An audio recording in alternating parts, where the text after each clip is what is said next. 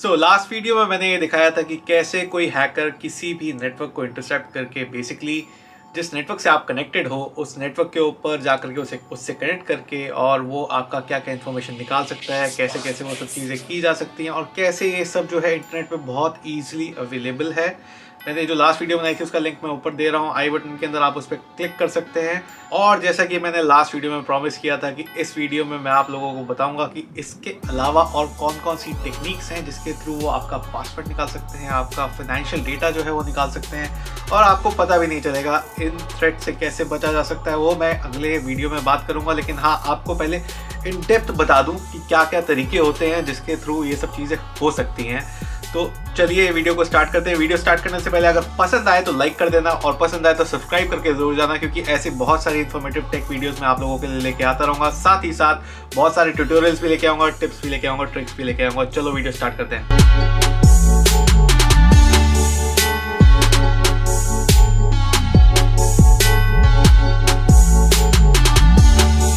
Hello दोस्तों, मेरा नाम है मयंक और आप देख रहे हैं टेक विद एम के। आज की इस वीडियो में जैसे कि मैंने बताया, हम डिस्कस करेंगे कैसे कैसे और क्या क्या तरीके हैं जिसके थ्रू ये सब होता है और आप इससे कैसे बच सकते हैं। ये सारी चीज़ें डिस्कस करेंगे, तो एंड तक ज़रूर देखना सो दैट आप कोई भी एक छोटा सा भी पॉइंट मिस ना कर दो। अगर मिस कर दिया तो क्या पता क्या क्या मिस हो जाए। ये बस नहीं है जिसको आप मिस कर दो तो दूसरी आ जाएगी। ये वीडियो पूरी देखना। बेसिकली ये जो वीडियो है ये है एक particular type of cyber attack के बारे में जिसको कहते हैं man in the middle attack. उसमें होता क्या है पहले ये समझ लेते हैं सो दैट आप लोगों को क्लैरिटी मिल जाए कि किस बारे में हम बात कर रहे हैं। अब मान लीजिए ये जो है ये राउटर है, इस राउटर से आप वाईफाई राउटर से आप कनेक्टेड हैं।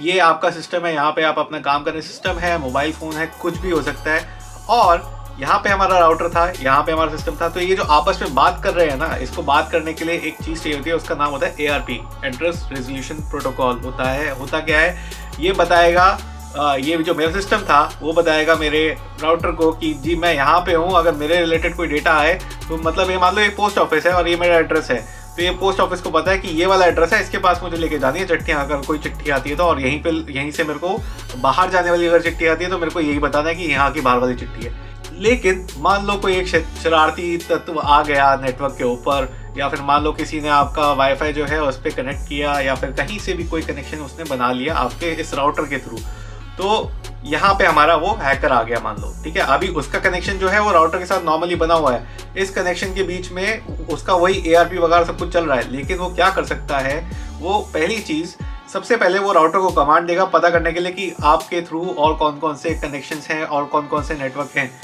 तो ये बहुत आसानी से निकल आता है, मतलब इसके लिए कोई ज़्यादा बड़ा काम नहीं है। मैंने लास्ट वीडियो में दिखाया था कि कैसे एक टूल के थ्रू ये सब चीज़ें निकल के आ सकती हैं। Once we have this data, उसके बाद वो मान लो उसको मिल गया, अच्छा ये बहुत सारे हैं, इनमें से मैं एक काम करता हूँ, इसको पकड़ता हूँ, इस वाले को पकड़ लिया। तो उसको पकड़ने के लिए वो करेगा क्या, वो इसको बोलेगा कि भाई राउटर जो है ना आज की डेट में यहाँ पे पहले यहाँ पे होता था, अब यहाँ नहीं है, अब वो मेरे पास है, मैं तेरा राउटर हूँ।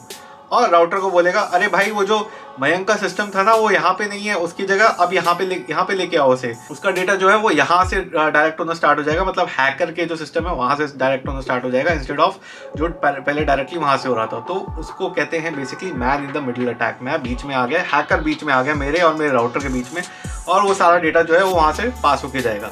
अब समझ गए होगे आप, बेसिकली जितनी भी नॉन इनक्रिप्टेड चीज़ें थी वो देख पा रहा था, आपके पास ऐसा हो रहा था। ये था हमारा पहला टाइप ऑफ अटैक जो मैंने लास्ट वीडियो के अंदर काफ़ी अच्छे से एक्सप्लेन किया था कि कैसे किया जा सकता है। अब तो जी मान लो कि ये सारी चीज़ें तो हो गई जो भी था, अब आपको पता चल गया HTTPS पे रहोगे या अगर ऐसी चीज़ें यूज़ करोगे तो दिक्कत नहीं आएगी, ठीक है। प्रोटेक्शन हो गई, मान लो एक बारी को, ठीक है। नेक्स्ट क्या है, नेक्स्ट मान लो कि आप ये ऐसी ही कोई चीज़ जो है, मतलब वो फ्री वाईफाई का एक लड्डू होता है ना, वो बहुत मिल रहा होता है। मान लो मेरा काम करने का मन कर रहा है, मैं किसी कैफ़े में जाके बैठता हूँ, मैंने कॉफ़ी वगैरह ऑर्डर करी, साथ में मैंने देखा अरे वाह यहाँ तो फ्री वाईफाई है। फ्री वाईफाई को मैंने कनेक्ट किया, मैंने बोला आज तो यहीं से बैठ के मैं अपनी वीडियो अपलोड करूँगा, सब कुछ यहीं से करूँगा।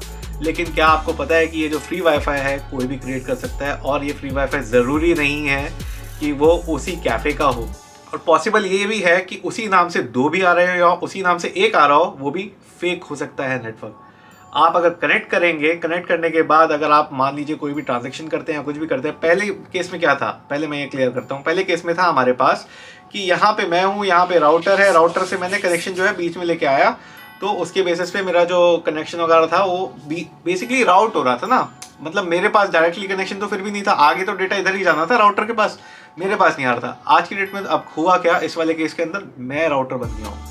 आपके सिस्टम के लिए मैं जो हैकर है वो राउटर बन गया है और उस राउटर के पास बेसिकली सारा डेटा जा रहा है, आप जो भी चीज़ है वो सारी चीज़ें भेज रहे हो। तो बात करते हैं कि ये चीज़ होती कैसे है। तो YouTube की पॉलिसी को लेकर के मैं ये चीज़ें कर नहीं सकता, यहाँ पे आपको एज इट इज़ करके नहीं दिखा सकता, लेकिन मैं आपको ये बता सकता हूँ जो मैंने लास्ट वीडियो में एटरकैप टूल यूज़ किया था, उस टूल के थ्रू, और कुछ डिवाइसेज आते हैं जिनके लिंक मैं डिस्क्रिप्शन में दे दूंगा, उस पर क्लिक करके आप देख लेना। वो एक छोटा सा राउटर होता है, वो लगाया नहीं और उसके बाद काम होना स्टार्ट हो जाता है, और वो कहीं पे भी कोई भी लगा सकता है। तो वो जो होता है ना, वो डोंगल की तरह दिखता है, तो डोंगल की तरह दिखता है, तो कोई भी कहीं पे भी लगा सकता है। किसी को क्या पता कि क्या कर रहा है क्या नहीं कर रहा है, और कोई हुडी बन के तो बैठेगा नहीं बताने के लिए कि आपको ये हैकर है, और हैकर जो है ऐसी हरकत करने की कोई कोशिश कर रहा है। कहीं पे भी बैठ के कुछ भी कर सकता है, बस मेरी मर्जी।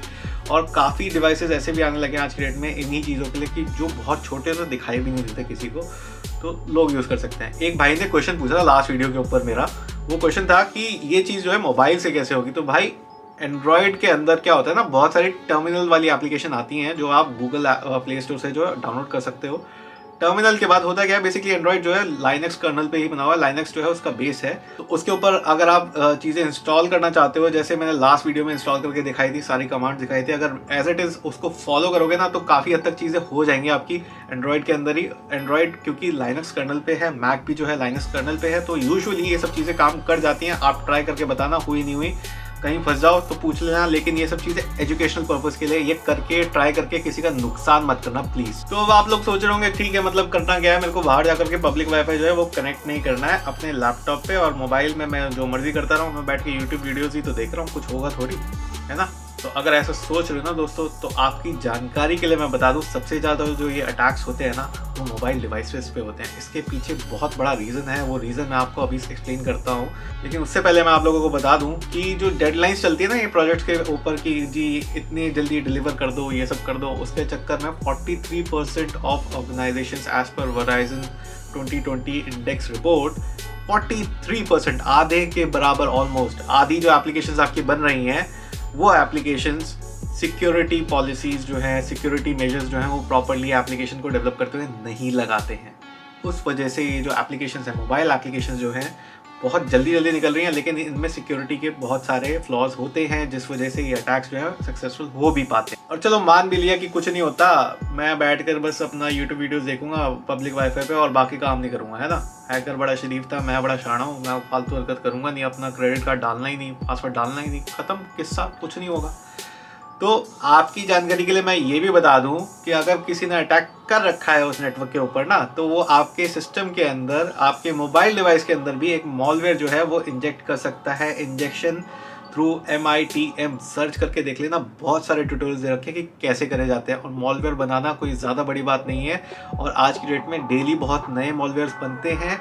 ये एंटीवायरस में डाली गई है उसकी इन्फॉर्मेशन या नहीं डाली गई है कुछ पता नहीं होता, तो एंटीवायरस डाल भी रखा है ना, तो बॉस हो सकता है फिर भी वो काम कर जाए। अगर काम कर गया ना, तो जो डेटा उसको जब चाहिए था ना वो निकाल लेगा, चाहे आप उस नेटवर्क से कनेक्टेड हो या नहीं, क्योंकि आपके सिस्टम का एक्सेस, आपके मोबाइल के अंदर डेटा जो भी चल रहा था वो ऑलरेडी पुश कर चुका है। हैकर ने अपना शराफत से काम करके बोल दिया, अच्छा तूने कनेक्ट किया, तूने फ्री में मेरा वाईफाई यूज़ किया, मैंने तेरे को रिटर्न गिफ्ट दे दिया, बॉस लेके जा, एंजॉय कर।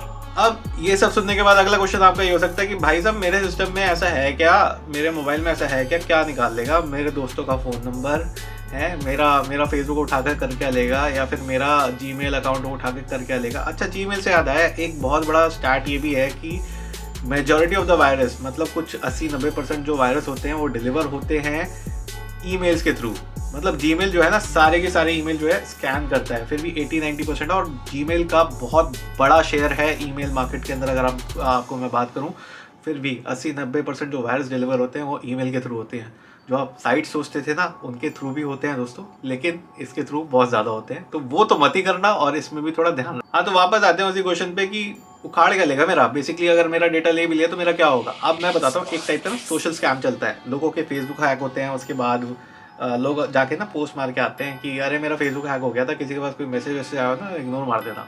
मैसेज तो चला गया, मैसेज में बहुत सारी चीज़ें होती हैं। कई बार क्या होता है, लोग फेसबुक पे मैसेज करते हैं, भाई मुझे 5000 दे दे, भाई मुझे 2000 दे दे, अर्जेंट है, आपका दोस्त है, आप दे भी देते हो, कोई भी नंबर दे, अर्जेंट था, उसको इमरजेंसी में ज़रूरत पड़ी, आपने पैसे ट्रांसफ़र कर दिए। लेकिन ये स्कैम चल रहे होते हैं, ये इसीलिए ये सारा डेटा निकाला जाता है। इसी तरीके से फेसबुक वगैरह हैक किया जाएगा मेजॉरिटी अगर होता है तो, क्योंकि फ़िशिंग एक तरीका होता है, फ़िशिंग भी MITM के थ्रू हो सकती है।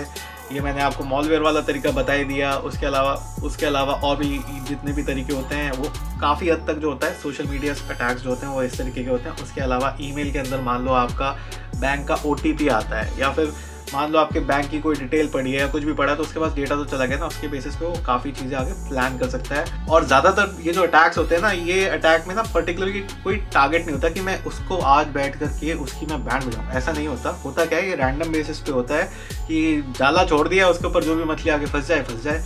तो बेसिकली हुआ क्या, सावधानी हटी और दुर्घटना घटी। तो सावधानी आपको बरतनी होती है सो दैट ये सारी डिटेल जो है आपकी कहीं और नहीं चली जाएं, और उस डिटेल के बेसिस पे कोई आपका जो मिसयूज़ है फाइनेंशियल डिटेल्स का या कुछ है तो वो ना कर। और मतलब साइबर सिक्योरिटी इतना बड़ा इशू क्यों है? साइबर सिक्योरिटी इतना बड़ा इशू इसलिए भी है, तो अगर आप देखोगे 2019 से 2020 के अंदर करीब 37% जो है एक्स्ट्रा साइबर अटैक्स बढ़े हैं। 37% बहुत बड़ा नंबर है, मतलब महंगाई से ज़्यादा तो साइबर अटैक्स बढ़ लिए। और मतलब आप बिलीव नहीं करोगे कि 2019 में इंडिया जो था 32nd नंबर पे था इंटरनेशनली साइबर अटैक्स के लिए, कि साइबर अटैक्स यहाँ पे होते हैं। आज की डेट में, मतलब 2020 में, सॉरी 2021 में नहीं, 2021 का स्टार्ट नहीं आया अभी, ठीक है, तो 2020 से कम लाया था। 27वें नंबर पे तरक्की कर रहा है इंडिया हमारा, काफ़ी तरक्की कर। और जो सबसे ज़्यादा अटैक्स है ना वो स्मार्टफोन्स पे ही हैं। मतलब जो डिजिटाइजेशन हो रहा है ना उसका फायदा भी हो रहा है और नुकसान भी हो रहा है। नुकसान इसलिए हो रहा है क्योंकि लोग ध्यान नहीं दे रहे। मतलब मैंने बताया ना, आधी से ज़्यादा कंपनी तो यही ध्यान नहीं देती कि सिक्योरिटी बेस्ट प्रैक्टिसेस जो है उन्होंने कोड करते हुए अपने कोड के अंदर डाली है नहीं डाली है। तो कोड करो, सावधानी से करो, थोड़ा अच्छे से प्लान करके कर लो। अगर कोई एप्लीकेशन बनाने का कोई स्टार्टअप का फंडा लेके आ रहा है ना भाई, थोड़ा सा टाइमलाइन दे दियो, लेकिन ये चीज़ करा लियो यार प्लीज़, ऐसी हरकतें मत करो। तो सब संभल के करो, बेटर रहेगा। और अगली वीडियो में मैं बताऊंगा कि इन सब चीज़ों से आप अपने लिए सावधानी कैसे कर सकते हैं ताकि दुर्घटना ना घटे। तो लाइक कर दो इस वीडियो को, अगर पसंद आई है तो साथ में सब्सक्राइब करके जाना, सो दैट नेक्स्ट वीडियो जो है ना, जो इसका सावधानी वाला पार्ट है वो आप देख सको टाइमली। Thank you guys.